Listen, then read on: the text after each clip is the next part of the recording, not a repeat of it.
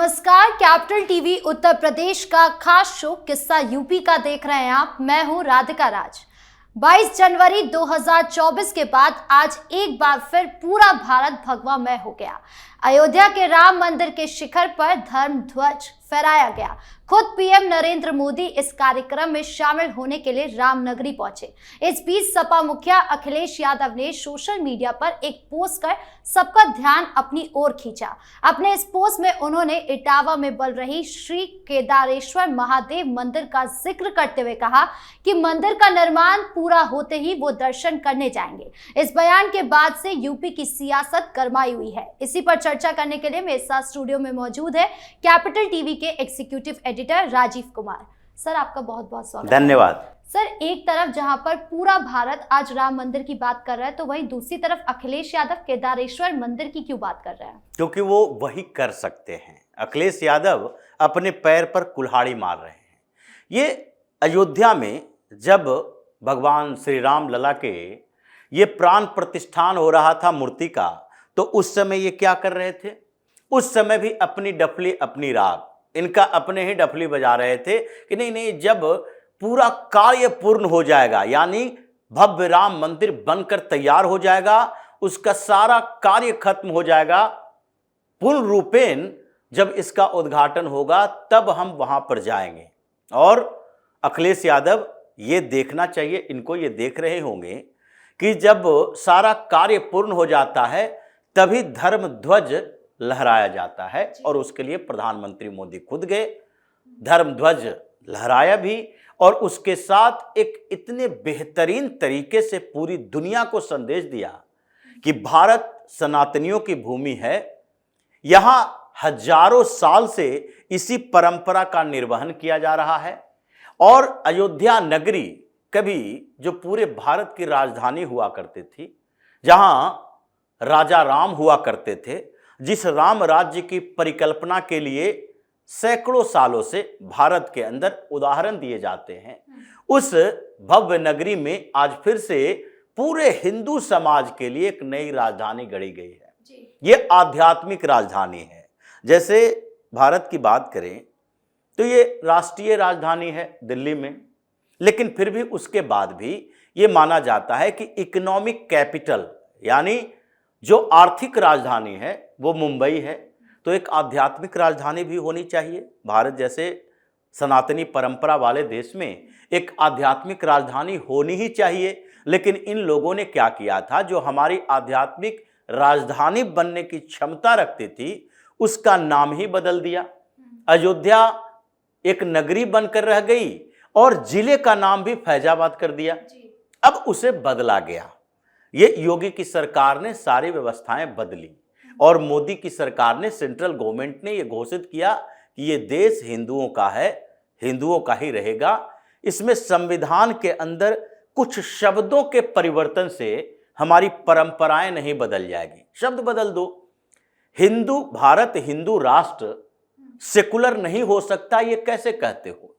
मतलब क्या भगवान श्री राम के समय में जब वो राजा थे तो उस समय ये पंथ निरपेक्ष नहीं था?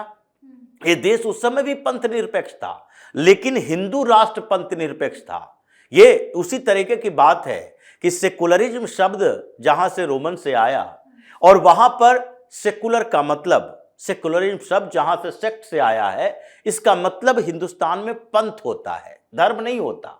ये धर्म निरपेक्षता की बात नहीं की जाती। सेकुलरिज्म का मतलब है कि यूरोप में क्रिश्चियन के अंदर अलग अलग पंथ चल रहे थे, सेक्ट चल रहे थे। उसमें से एंग्लिकन चर्च होता था, अभी भी होता है, कैथोलिक होते हैं, अभी भी होते हैं, या प्रोटेस्टेंट होते हैं, रोमन चर्च होता है, केरल चर्च होता है। ये इतने चर्चेज हैं जिसकी अलग अलग छोटी छोटी विचारधाराएं हैं। उसका मेन मकसद या मेन ईसा मसीह से अलग नहीं है, वो भी एक ही धर्म को मानते हैं, वो है क्रिश्चियनिटी, लेकिन उनके अंदर कुछ विभेद हैं। उसी तरीके से भारत के अंदर ये पंथ निरपेक्षता की बात जो की जाती है, भगवान श्री राम, जिनको क्या कहा जाता है, विष्णु का अवतार, तो क्या भगवान श्री राम ने कभी भी द्वेष किया?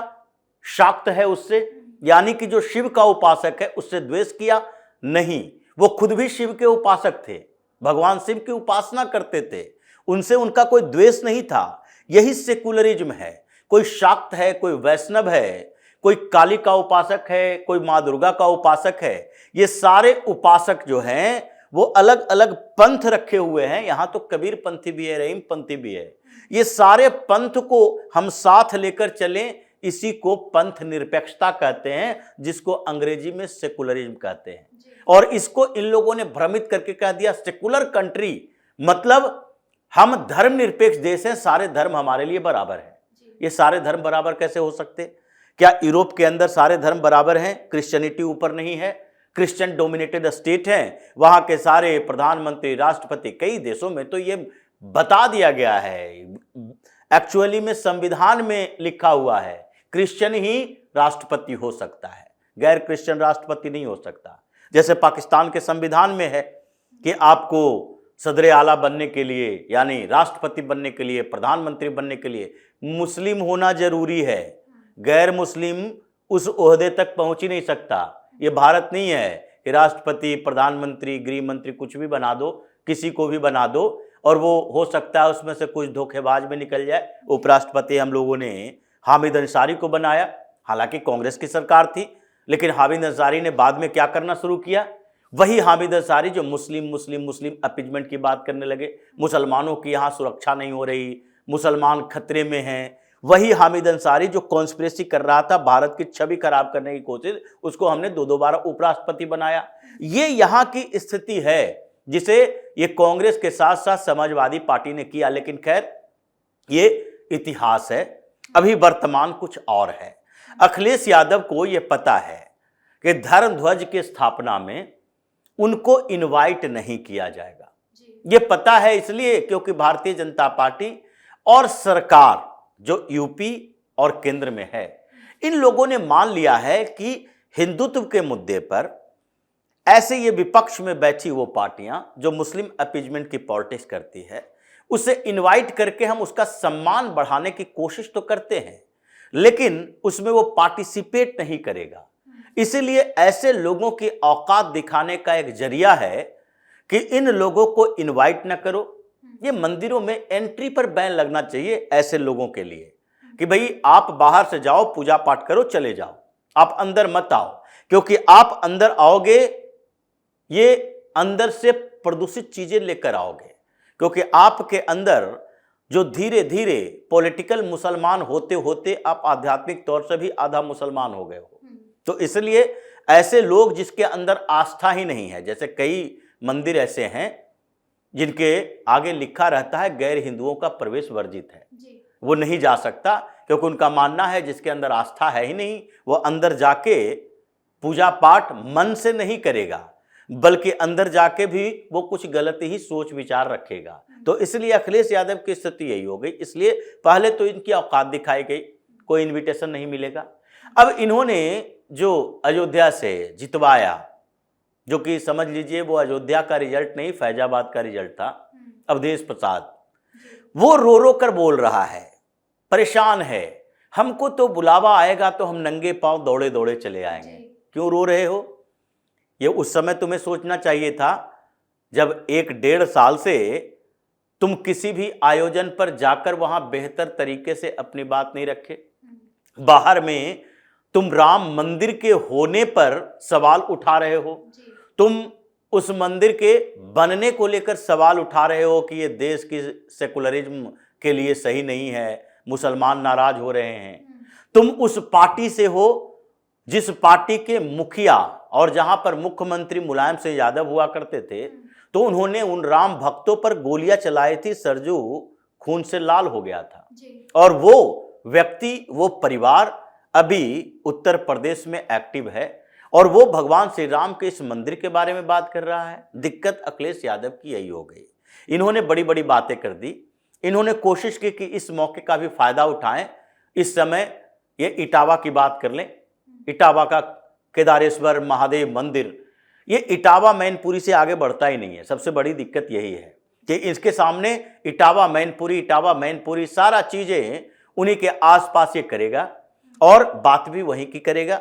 और उसके बाद जब वहां से उड़ेगा अखिलेश यादव तो फिर सीधे वेस्टर्न उत्तर प्रदेश में आ जाएगा मुस्लिम किलेबंदी में कि इस्लामिक किले हैं, वहां पर जाओ और वहीं पर जाकर अपने अपीजमेंट की, मुस्लिम अपीजमेंट की पॉलिटिक्स करो। तो आज स्थिति यह है कि अवधेश प्रसाद अकेले नहीं, अभी समाजवादी पार्टी के अंदर 37 सांसद हैं, जिसमें अखिलेश यादव भी है, डिंपल यादव भी है, धर्मेंद्र यादव भी है, लेकिन इसमें 4 केवल मुस्लिम सांसद हैं, 4 मुस्लिम सांसद। लेकिन उसके अलावा कौन है? 33 तो हिंदू सांसद ही है जी। और इसके परिवार को हटा दीजिए, अभी 28 से 29 सांसद ऐसे हैं। ये अवधेश प्रसाद जिसको अपने बगल में बिठाता था, आज क्यों रो रहा है? आज क्यों गिड़गिड़ा कर कह रहा है न्योता दे दीजिए, सांसद के तौर पर बुला लीजिए, किसी तरह बुला लो तो हम वहां पर चले जाएंगे, नंगे पांव चले जाएंगे। ये 28 हिंदू सांसदों की स्थिति है जो इंतजार कर रहा था, उत्तर प्रदेश के हैं, कैसे भी न्योता मत मिले, स्टेट गवर्नमेंट की तरफ से ही इनवाइट कर लिया जाए कि चलो भाई उत्तर प्रदेश के सांसद हैं, या फिर पास ही मिल जाए, हम लोगों को पास की व्यवस्था हो जाए तो कम से कम वहां पर जाएं। क्योंकि इन क्षेत्रों में, उनके क्षेत्रों में हिंदू ये सवाल कर रहे हैं कि तुम कर क्या रहे हो, तुम्हारी राजनीति का आधार क्या है। तो इसलिए 28-29 जो सांसद, हिंदू सांसद हैं अखिलेश यादव की पार्टी में, वो आज छटपटा रहे हैं, अखिलेश यादव को बेइज्जत कर रहे हैं अलग अलग जगहों पर। सर, संभल सांसद जियाउर रहमान बर्क का भी बयान सामने आया। उन्होंने टीएमसी विधायक का जो बयान सामने आया बाबरी मस्जिद को लेकर, उसका खुला समर्थन करना शुरू कर दिया है। देखिए, बर्क अर्क तो करेगा ही जी। ये तो बाबरी मस्जिद है, ये हिंदुस्तान ऐसा मुल्क है जो अभी भी बाबर के औलादों को झेल रहा है। ये इन लोगों को अभी तक समझ नहीं आता कि बाबर एक आक्रांता था और उसने हिंदुस्तान की स्थितियों में बदलाव किया और यहाँ का डेमोग्राफी चेंज किया, यहाँ मुसलमानों को बसाया, रखा, कन्वर्ट करवाया, उसके पूर्वजों ने करवाया। तो ऐसे लोगों के लिए जिसके अंदर सहानुभूति है, वो देश के खिलाफ ही बात करेगा, देशभक्त नहीं हो सकता। राष्ट्र की सीमाएं अपनी जगह है, राष्ट्र के प्रति प्रेम अपनी जगह है, और दूसरे स्तर पर जो कोई भी व्यक्ति के प्रति समर्पण अपनी जगह है। लेकिन इन लोगों के साथ क्या है कि इसको व्यक्ति के प्रति समर्पण है, देश के प्रति समर्पण नहीं है। ये बाबर, हुमायूं, औरंगजेब, अकबर की बात करेगा, ये गजनी गौरी की बात करेगा, मोहम्मद बिन कासिम से चलेगा कि पहला आक्रांता था, 712 ईस्वी में आया, सिंध में आक्रमण किया, राजा दाहिर को हराया, बौद्धों की हत्या की, ब्राह्मणों की हत्या की। ये बातें इनके दिमाग में है कि ये इस्लामिक योद्धा था।